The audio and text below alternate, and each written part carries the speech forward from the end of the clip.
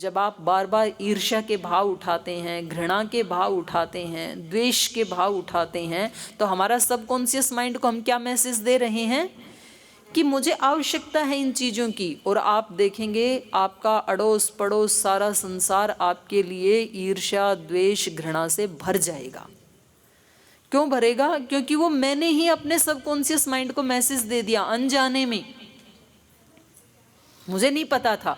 आप बार बार जिसका चिंतन करते हैं ना, वो हमारे सबकॉन्शियस माइंड में घुस जाता है।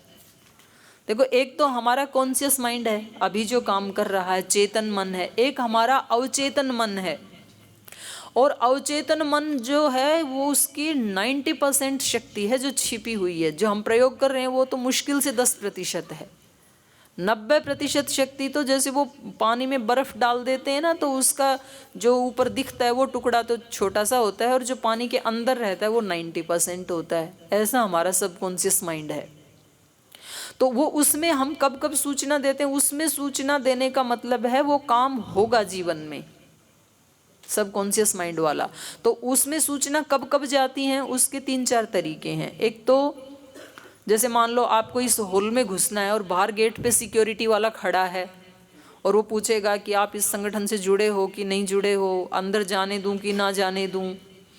तो आप क्या करोगे? यदि वो आपको मना कर दे, अंदर ना जाने दे, तो फिर क्या करेंगे? उसको ही हटाने की कोशिश करेंगे, या तो उसको बातों में लगाएंगे सिक्योरिटी वाले को, या आप सोचेंगे कि इसको कब झपकी आए, नींद आए और मैं अंदर घुसूं, क्योंकि आपको अंदर से खजाना लेना है।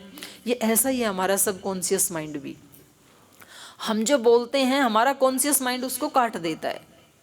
उसके अंदर सूचना यदि एक बार घुस गई तो फिर वो खजाना आपको मिलेगा ही मिलेगा। सबकॉन्शियस तो मतलब एक यूं समझ लो, एक वफादार असुर जैसे है। जैसे कोई असुर को पकड़ लाए तो असुर में शक्ति तो बहुत होती है, और वो उस मालिक के प्रति वफादार हो तो फिर वो सब काम कर देता है। तो लोग ऐसे पकड़ के रखते हैं, भूत प्रेत जिंद, वो उनसे काम करवाते हैं। ये हमारा सबकॉन्शियस माइंड ऐसा ही, उसको अच्छे बुरे का नहीं पता, उसको क्या आपने ऑर्डर दिया वो करेगा वो। तो एक तो जब हम रात को सोते हैं उस समय जब हम पूरे सोए भी नहीं हैं और पूरे जग भी नहीं रहे, अर्ध निद्रा होती है ना, तो ये जो कॉन्शियस माइंड है ये समझ लो झपकी ले रहा है। तो उस समय आप अपने सबकॉन्शियस माइंड में एंट्री कर सकते हैं, अवचेतन मन में घुस सकते हैं। इसलिए कहा जाता है रात का जो अंतिम विचार है वो बहुत महत्वपूर्ण होता है। तन में मनः शिव संकल्पमस्तु। हमारे वैदिक परंपरा में ये मंत्र पाठ करके सोया जाता है। हमारे ब्रह्मचारी गुरुकुल के बहनें भाई जो हैं मंत्र पाठ करके सोते हैं। पूरा एक सूक्त है वेद का, मेरा ये मन शिव संकल्पों से युक्त हो। रात को आप जो सोच के सोएंगे ना, तो जितनी देर आप सोएंगे 6, 7, 8 घंटे, वो सबकॉन्शियस माइंड उस पर वर्क करना शुरू कर देता है और वो आपके अंदर तक गहराई में घुस जाएगा वो विचार। तो रात को सोते समय ध्यान करते हुए सोएं, पॉजिटिव सोचते हुए सोएं, कभी भी दुखी होकर के रात को ना सोएं, कभी भी कोई टेंशन का, ईर्ष्या का, घृणा का विचार भूल करके भी रात को मत उठाना, नहीं तो बाहर निकालना मुश्किल हो जाएगा आपको। एक सुबह उठते ही, जैसे ही आप उठे, अभी पूरा आपका ये कॉन्शियस माइंड सक्रिय नहीं हुआ, एक्टिव नहीं हुआ, अभी अभी उठें, तो आप कुल्ला दांतुन भी बाद में करना, बेड से बाद में उठना। उठते ही बेड पे बैठे हुए आप 2-3 अच्छे विचार उठाना, पॉजिटिव विचार उठाना, स्ट्रॉन्ग विचार उठाना। मैं पवित्र आत्मा हूँ, मेरा जन्म दिव्य शक्तियों को अभिव्यक्त करने के लिए हुआ है, मुझे लौ चेतना में नहीं जीना है। जो भी आपको अच्छा लगे, मुझे आपको यदि धन की कामना है तो मैं एक बहुत धनवान आत्मा हूँ। आपको विद्वान बनना है तो मैं पहले से ही बहुत विदुषी या विद्वान व्यक्ति हूँ, मुझे उसको अभिव्यक्त करना है। सारा ज्ञान मेरे अंदर ही। पॉजिटिव सोचना, बड़ा सोचना। सुबह सुबह मान लो आज आपको किसी शिविर के लिए जाना है, सुबह सुबह उठ करके, तो हे भगवान आज शिविर में जो भी लोग आएंगे मैं उनके जीवन में कुछ ना कुछ परिवर्तन करने में निमित्त बनूं, ऐसी मुझे शक्ति देना। आप ही साक्षात मेरे माध्यम से वो शिविर लेना, ऐसे विचार उठाना आप। जब आप दूसरे की खुशी के लिए विचार उठाएंगे तो निश्चित रूप से आपको सारे संसार में खुशियां ही खुशियां मिलेंगी, क्योंकि बीज वो बो दिया ना आपने सुबह सुबह। तो रात का विचार, सुबह का पहला विचार, और फिर ध्यान के समय भी कॉन्शियस माइंड जो है वो शांत हो जाता है, तब सब कॉन्शियस माइंड में घुस सकते हैं। तो ध्यान उपासना के समय आप कैसा चिंतन करते हैं? पॉजिटिव सोचना, नहीं तो आंख बंद करके तो बैठ गए, लेकिन अंदर अंदर से वही विचार चल रहे हैं, परेशानी के, टेंशन के, तनाव के, शिकायत के, घृणा के, तो फिर वो और गहरे घुस जाएंगे। तो ये उपासना हमारे लिए मुसीबत बन जाएगी। तो ये तीसरे समय बताया। और चौथा, उसमें चीज़ें कब घुसती हैं? कोई चीज़ जब बार बार रिपीट की जाती है, जब कॉन्शियस माइंड को बार बार हंटर किया जाता है ना, तो वो अंदर तक घुस जाती है वो चीज़। तो इस टेक्निक का प्रयोग करते हैं ये विज्ञापन वर्ग वाले लोग। बार बार एडवर्टाइजमेंट करते हैं, लाखों करोड़ों रुपए लगाती हैं कंपनियां। तो ऐसे कोई पागल थोड़े ही हैं, उनको पता है ये करोड़ों रुपए वेस्ट होने वाले नहीं हैं। हम बार बार लोगों को वो चीज़ें दिखाएंगे तो लोग उन चीज़ों को खरीदेंगे। ऐसे ही हमारे मन में बार बार जो विचार चलता है, मानो आप किसी व्यक्ति से घृणा करते हैं, किसी से द्वेष करते हैं, आप किसी को पसंद नहीं करते हैं। अब आप बोलते तो हैं नहीं उसके मुंह पे, लेकिन आपके अंदर अंदर वो चल रहा है, तो समझ लो कि आप अपने ही घर में आग लगा करके घी डाल रहे हैं। जैसे किसी के घर में आग लग जाए तो क्या करना चाहिए? बुझाना चाहिए। और हम क्या कर रहे हैं? उसमें चम्मच भर भर के डाल रहे हैं। तो क्या होगा? किसका घर जल रहा है? मेरा ही जल रहा है। तो ये हम जो दिन भर चिंतन कर रहे हैं, ये किसका नुकसान हो रहा है? मेरा हो रहा है। जो मेरा ऐसा बेशकीमती जीवन था, हीरे मोती जैसा जीवन था, जिस जीवन में मुझे भागवत शक्तियों को अभिव्यक्त करना था, वो जीवन मैंने कोड़ियों के भाव लुटा दिया अपनी नादानी से। क्योंकि मैं पूरे दिन भर चिंतन क्या करती रही? दूसरे का, वो आगे ना बढ़ जाए।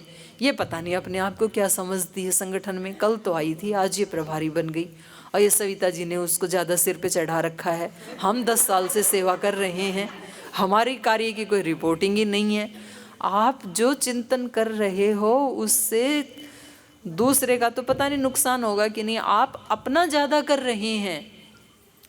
तो क्या करना है हमें? उससे अपोजिट सोचना है। मैं जो कर रही हूँ, मैं अपनी ये सेवा मेरे चित्त को शुद्ध करने के लिए कर रही हूँ। स्वामी जी महाराज एक भगवान के वरदान के रूप में इस युग में इस धरती पर हैं, बहुत विराट कार्य कर रहे हैं, और मेरा सौभाग्य जो उनके उस विराट यज्ञ में एक आहुति देने का अवसर मिला। मेरे गुरु मेरी सेवा को जानते हैं, मेरे भगवान मेरी सेवा को जानते हैं, मेरी आत्मा मेरी सेवा को जानती है। मैं सदा प्रसन्न हूँ, मैं सदा निर्भय हूँ, सदा निर्वैर हूँ। ये विचार आपको एनर्जी से भर देगा। और दूसरे देखेंगे इसके पास कोई पद नहीं, प्रतिष्ठा नहीं, कभी मंच पे बुलाते नहीं, फिर भी कितनी खुश रहती है, हमेशा एनर्जेटिक रहती है कितनी। तो ये हम क्या कर रहे हैं? अच्छा बीज बो रहे हैं। इसलिए महर्षि पतंजलि ने कहा क्लिष्ट वृत्ति से अक्लिष्ट वृत्ति में आई। पहले योगस चित्त वृत्ति निरोध, योग तो चित्त की वृत्तियों का निरोध है। तो सारी वृत्तियां तो एकदम से रुकेंगी नहीं। वृत्ति मतलब विचार। तो पहले विचारों को यू टर्न करवाओ। जब भी मन, क्योंकि मन देखो बहुत अच्छी चीज दी है भगवान ने हमें, बहुत अच्छा इंस्ट्रूमेंट दे दिया, सुपर कंप्यूटर दे दिया ईश्वर ने हमें। जैसे कंप्यूटर से आजकल सब सुविधाएं उसमें उपलब्ध हैं, आप जो जानना चाहें उस पर आप डालिए और क्लिक करो, आ जाएगी वो सारी जानकारी। ऐसा हमारा मन है, ऐसा हमारा सबकॉन्शियस माइंड है। मतलब एक इतनी अद्भुत दैवी शक्ति हम सब के अंदर है और हम उसका यूज नहीं कर रहे हैं। दिव्य शक्ति है ये हमारे पास, तो उसका प्रयोग कैसे करना है? तो ये उसके कारण है, मैं बता रही थी आपको। शिकायत करना, ईर्ष्या करना, द्वेष करना, गुस्सा करना। हम में से सबको गुस्सा आ जाता है कभी ना कभी। लेकिन जिस दिन हम थोड़े भी कॉन्शियस हुए ना, जैसे आप रोड पे आते हैं और कहीं खड्डा हो या कहीं आग जल रही हो तो क्या करेंगे, साइड से आ जाएंगे, क्योंकि उसकी नॉलेज है हमारे पास, वो इंटेलिजेंस है हमारे पास कि यदि इसके आग के अंदर पैर रखा तो जल जाएगा, तो आप उसमें पैर नहीं रखते हैं। कहीं कीचड़ है, कांटा है, आग है, तो आप साइड से आ जाते हैं क्योंकि आप देख पा रहे हैं उसको। लेकिन जब हमें ये भाव हमारे चित्त में उठते हैं, उस समय यदि हमें एक बार देखने की ट्रिक आ गई, ये ट्रिक होती हैं मन को यूज करने की, हमें पता चला कि हाँ अब मेरे को गुस्सा आ रहा है और ये क्या करेगा, मेरा नुकसान करके चला जाएगा, तो आप थोड़ी देर के लिए मौन हो जाएं, आप कोई रिएक्ट ना करें उस समय में। आपका बहुत मन कर रहा है कि इसने मेरे को ऐसे कहा, इसको 4 सुना देती हूँ, मुझे भी तो पता है इसके बारे में क्या क्या है। थोड़ी देर रोकना अपने आप को। जब हम इस चीज को देखने लग जाएंगे तो फिर यही चीज एनर्जी बन जाएगी, क्योंकि एक शक्ति तो है ही, गुस्सा भी तो एक शक्ति है ना, एक एनर्जी है। कितनी ताकत आ जाती है कमजोर से कमजोर व्यक्ति में भी, वो किसी की पिटाई कर देता है, उठा के पटक देता है, एक एनर्जी है वो सबकॉन्शियस माइंड उठाता है उसको, तो उसको हम यूज कर सकते हैं। तो हमें उसको देखना है। क्रोध भी एक शक्ति है, और जब हम उसको इस रूप में देख लेंगे कि ये मेरा नुकसान करके जाएगी, तो मनोरोग से बच जाएंगे फिर। तो शिकायत का भाव, असुरक्षा का भाव, भय का भाव, भय रहता है हमें। और वेद कहता है अभयम पश्चात अभयम पुरस्तात् अभयम ज्ञातात् अभयम परोक्षात् अभयम नक्तम अभयम दिवानः सर्वा आशा मम मित्रम भवन्तु। सब तरफ से मैं अभय रहूं, सामने से पुरस्तात्, पीछे से पश्चात, नीचे से ऊपर से, दाएं से बाएं से, निर्वैर, निर्दोष, निर्भय, कोई भय ना हो। कितनी अच्छी स्थिति है। और आदमी निर्भय कब हो सकता है, भय रहित कब हो सकता है, जब अपने स्वरूप में रहता है। अपने स्वरूप से डिगते ही भय पकड़ता है व्यक्ति को। जब भी कोई गलत काम करते हैं ना हम, तो मन में एक भय उत्पन्न हो जाता है। भगवान की व्यवस्था है एक ऐसी। तो जब तक हम अपने स्वरूप में हैं तब तक भय नहीं आएगा। तो जब जब हम भयभीत हों किसी चीज से, ऐसा तो ना हो जाए कहीं बच्चे हाथ से ना निकल जाएं, कहीं पति हाथ से ना निकल जाएं, कहीं पद हाथ से ना निकल जाए, कहीं संगठन में मेरी कोई शिकायत ना कर दे, दीदी को ना बता दें। ये सारे भय क्या बताते हैं, असुरक्षा का भाव। मैं इतना पवित्र जीवन जी रही हूँ, मैं भगवान के हाथों में हूँ, साक्षात ईश्वर मेरे माता पिता सर्वस्व हैं, मुझे भय किस बात का। जैसे छोटे बच्चे को जब वो अपनी माँ के शरणागत रहता है, जो 4-6 महीने का बच्चा है, तो उसको किस चीज का भय, उसका तो माँ ख्याल रखती है। तो ऐसे शिशु भाव में हम रहें, एक उसी में बैठे हैं हम, लेकिन उस डिवाइनिटी को, उस डिग्निटी को हम महसूस नहीं कर पा रहे हैं। ये मतलब वो भजन गाते हैं ना, जैसे पानी में मीन प्यासी, पानी में ही है, उसके ऊपर नीचे दाएं बाएं सब जगह पानी ही पानी है, फिर कैसे प्यासी रह सकती है पानी में रहते हुए। तो हम सब किस में बैठे हैं, इस समय भी किस में बैठे हैं, आप बैठे हो हॉल में, ठीक है, और हॉल है धरती के ऊपर, पृथ्वी के ऊपर, और पृथ्वी कहाँ है, आकाश में। और इस पृथ्वी को आकाश में किसने थाम रखा है, ईश्वर ने। तो हमारे इस समय भी हम बैठे हुए, हमारे बाहर भी चारों तरफ इधर इधर इधर इधर सब जगह ब्रह्म ही ब्रह्म ओतप्रोत है। और हमारे अंदर भी मतलब जो हड्डियां हैं एक एक सेल में, खाली स्थान में ही नहीं, केवल आकाश में ही नहीं, एक एक सेल में भी वो ब्रह्म ही है। ये तो हमारे ऋषियों की दृष्टि है। हमारे ऋषि कहते थे कि पौराणिक बोलते हैं सिया राममय सब जग जानी, और वेद के ऋषि बोलते हैं वासुदेव सर्वम। इस सारे जगत में, कण कण में, ये सब ब्रह्ममय है। स्वामी जी भी बताते हैं सारा संसार क्या है, भगवान का विश्वमय रूप है। और आप यदि साइंस की दृष्टि से चलें तो साइंस भी कहेगी जैसे ये माइक है, मैट है, पुस्तक है, ये शरीर है, जितनी भी वस्तुएं हैं, इन सब में भी जब अंत में जाएं कि ये कैसे बने, तो वो लास्ट पॉइंट पे जहाँ पहुँचते हैं उसको वो बोलते हैं एनर्जी। भाई लास्ट में क्या शेष रहता है? एनर्जी। सब कुछ एनर्जी से बना हुआ है, वो एनर्जी बोलते हैं, ये ब्रह्म बोलते हैं। शब्दों का ही है अंतर केवल, लेकिन हर चीज में उसका निवास वो भी मानते हैं। साइंस भी मानती है इस बात को कि हर चीज किससे बनी है? एनर्जी से बनी है। इसलिए हमारे यहाँ परंपरा है, झाड़ू को भी पैर लग जाए तो उसको हम चुचकारते हैं, माथे से लगाते हैं। पत्थर में भी पैर लग जाए, ठोकर लगे, तो उससे भी क्षमा मांगते हैं, क्योंकि हम क्या मानते हैं? उसमें भी ब्रह्म है, निर्जीव चीज़ों में भी ब्रह्म है। और दिवाली पे झाड़ू की पूजा भी होती है। तो हमारे यहाँ कण कण में हमारे ऋषियों ने ब्रह्म का साक्षात्कार किया। इसलिए निर्जीव वस्तुओं को भी हम बेरहमी से नहीं फेंकते हैं। जब आपके किचन में कोई आपकी बहू बेटी बर्तनों को साफ करते हुए या काम वाली बाई ऐसे धड़ाम धड़ाम से पटकती है बर्तनों को, तो आप क्या कहते हैं? आराम से, क्योंकि वो सुहाता नहीं है। हमें आराम आराम से रखना अच्छा लगता है, क्योंकि उस बर्तन में भी एक एनर्जी है, उसमें भी ब्रह्म है, हर चीज में ब्रह्म है। तो जब हम इतना उसको अपने चारों तरफ महसूस करें, ये सारे मनुष्य जिनसे हम खौफ खाते हैं वो भी क्या हैं? ब्रह्म ही हैं। किससे डर रहे हो आप? अपने आप से, क्योंकि हम भी ब्रह्ममय हैं, वो भी ब्रह्ममय है। तो जब सब जगह हमें उसका साक्षात्कार हो गया तो फिर भय के लिए कोई स्थान नहीं है। निर्भय, निर्वैर, निर्द्वंद्व, सारे उसी के रूप हैं। और उस रूप में उसको एक्सेप्ट कर लिया और उस रूप में उसका रेस्पेक्ट कर दिया। आप जितना सम्मान सब वस्तुओं को, व्यक्तियों को ब्रह्म के रूप में देंगे, तो वो वस्तुएं भी आपके लिए ब्रह्ममय ही रिस्पॉन्स देंगी, चाहे वो जड़ है या चेतन है। तो ये हमारे मन के रोगों को ठीक करने के उपाय हैं और ये कारण हैं। और मैंने बताया कि ये सारे शुरू किससे होते हैं? विचार से, मन से। इस मन को जिसको चलाना आ गया ना, इतनी बढ़िया मशीन है, निहाल कर देती है। गीता कहती है मन एव मनुष्याणाम कारणम बंध मोक्षयो।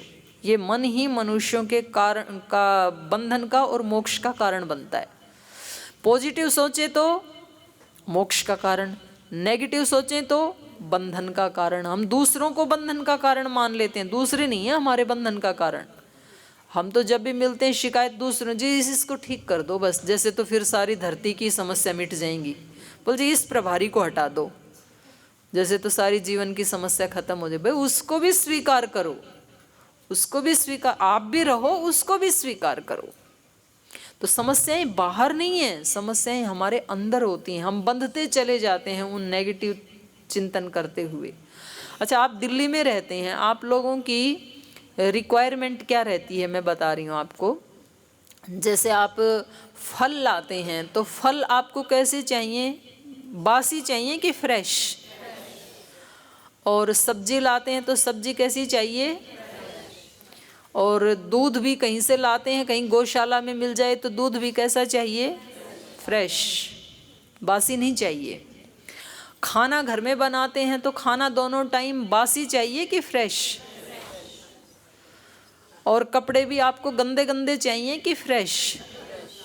और शरीर भी आपको बासी कुसी गंदा कुचैला मैला चाहिए कि फ्रेश?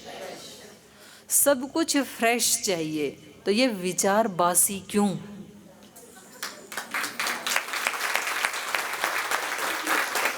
जिस व्यक्ति के बारे में आप 1 महीना पहले उल्टा उल्टा सोच रहे थे, आज भी वैसा ही सोच रहे हैं, 2 महीने, 6 महीने, 1 साल तक भी, तो ये विचार कैसा है हमारा? बासी। जब आपके मन में ऐसे विचार आए ना, तो आप सोचना ये विचार हमारे 90% विचार बासी होते हैं बहनों। जो हम सोचते हैं ना रोजाना, वही हमने कल सोचा था। रात को जो सोचते सोचते सोए थे, सुबह उठते फिर वो सोचने लग गए। बासी। आप ताजा हैं, विचार बासी है। 90% वही विचार रिपीट होते रहते हैं, मुश्किल से 10% विचार फ्रेश होते हैं, और वो भी भगवान की व्यवस्था से, नहीं तो मर जाएगा ये व्यक्ति इतना बासी खाएगा। तो त्योहार के दिन हम खुश क्यों होते हैं? होली, दिवाली, त्योहार के दिन हम इसलिए खुश होते हैं क्योंकि उस दिन हम बासी विचार नहीं रिपीट करते हैं। जिस व्यक्ति से कोई घृणा थी, द्वेष थी, आपको ईर्ष्या थी, कोई परेशानी थी, तनाव था, उस दिन उसका विचार आया मकर संक्रांति को, तो क्या कहेंगे? अरे छोड़ो, जैसा भी है, आज तो त्योहार का दिन है, उसके बारे में क्या सोचना, आज चलो आज उसको भी माफ़ करो, आज त्योहार का दिन है। कोई बड़ा है तो चलो आज तो इसका भी आशीर्वाद लेते हैं, पैर छू लेते हैं, आज मकर संक्रांति है। तो फिर हमारा मन कैसा हो जाता है? खुश हो जाता है। ये खुशी किसकी है? फ्रेश विचार की, क्योंकि आपने पुराने विचारों को हटा दिया। एक दिन, जिस दिन आप फ्रेश फ्रेश सोचते हैं, अभी अभी आपने नया साल मनाया ना, और सबको बोला हैप्पी न्यू ईयर, चलो आपको भी हैप्पी न्यू ईयर। लेकिन ये एक दिन बोलते हैं, केवल 1 जनवरी को। 2 जनवरी से ना हैप्पीनेस ना न्यूनेस, न्यू भी नहीं, कुछ भी नयापन भी नहीं है, खुशी भी नहीं है। और खुशी हमेशा नए में मिलती है। जिस दिन नए कपड़े पहनते हैं खुशी मिलती है, जिस दिन घर में नया खाना बनता है रूटीन से अलग हटके, खुशी मिलती है, जिस दिन घर में नए मेहमान आते हैं, रोज वाले ही नहीं है, बच्चे कच्चे, खुशी मिलती है। नएपन में खुशी है। आज मैं आपके पास नई नई आई तो खुश हो रहा है, और मैं 5 दिन आपके घर में ही रह जाऊं तो हैप्पीनेस हमेशा नएपन में होती है। तो क्यों ना हम अपने विचारों को, मन को रोजाना नया बना के रखें। जब हमें सारी चीज़ फ्रेश चाहिए तो मन को विचार भी कैसा चाहिए? फ्रेश। इसलिए आपको रोजाना क्या सोचना है? फ्रेश। फ्रेश सोचो, फ्रेश बोलो, फ्रेश जीवो, फ्रेश खुशियाँ प्राप्त करो। रोज नई खुशियाँ मिलेंगी, खुशियाँ भी पुरानी नहीं होंगी, क्योंकि ईश्वर के पास सब कुछ क्या है? फ्रेश, बिल्कुल ताज़ा है उसके पास। सूरज रोजाना कैसा निकलता है? रोजाना उसमें नई फ्रेशनेस रहती है, इसलिए उसको उगता हुआ देख करके हम प्रणाम करते हैं, खुश होते हैं, एक एनर्जी लेते हैं उससे। केवल हम ही नहीं लेते हैं, सारे पेड़ पौधे, पक्षी उड़ने लगते हैं, झुंड के झुंड, ऐसे जाएंगे ऐसे जाएंगे ऐसे जाएंगे। उनसे पूछे क्या मिल गया ऐसा? सूर्योदय हुआ है, उस एनर्जी को वो महसूस कर रहे हैं। फूल हिलने लगते हैं, खिलने लगते हैं, वायु बहने लगती है, उनको क्या मिला? नया सूर्योदय हुआ है, उसका स्वागत कर रहे हैं।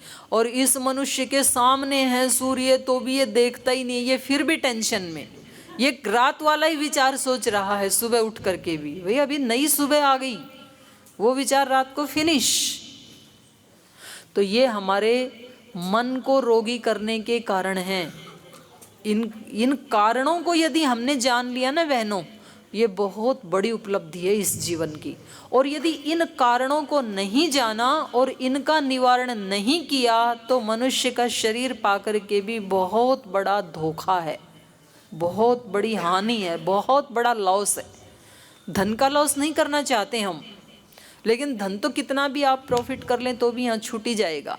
लेकिन ये जो हमारा चित्त है, ये जो हमारी उपलब्धि है मन की, ये तो यहाँ नहीं छूटेगी, इसको लेके हम अगले जन्म में भी जाएंगे। और जितना हमने इस जन्म में उपलब्ध कर लिया वो फिर उससे आगे यात्रा शुरू होगी। जब हम छोटे बच्चे भी होंगे ना अगले जन्म में, तो स्वामी जी ने बोला ना कि आप छोटे बच्चे बन के भी मेरे पास आओगे, मतलब स्वामी जी के पास आओगे। क्यों आओगे? क्योंकि वैसा चिंतन करते करते आप शरीर छोड़ रहे हैं, सेवा करते करते, ध्यान करते करते, उपासना करते करते। तो बच्चे भी फिर जब पैदा होंगे तो ऐसे ही घर में पैदा होंगे जो योगी माता पिता हैं। योगी माता पिता आपको उठा के फिर पतंजलि ही लेके जाएंगे, तो यात्रा वहीं से शुरू हो जाएगी आपकी।